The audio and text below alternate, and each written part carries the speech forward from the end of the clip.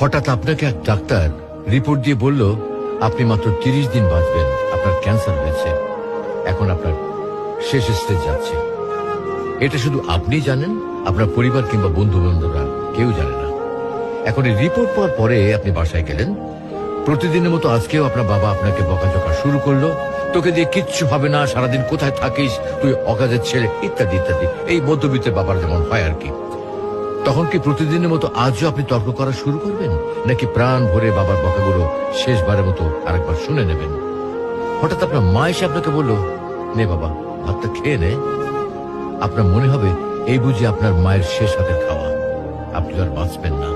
আপনি পরম তৃপ্তি নিয়ে খাবেন এবং আপনার কাছে মনে হবে এটা আপনার শ্রেষ্ঠ খাবার, যদিও ডাল ভাত হোক না কেন।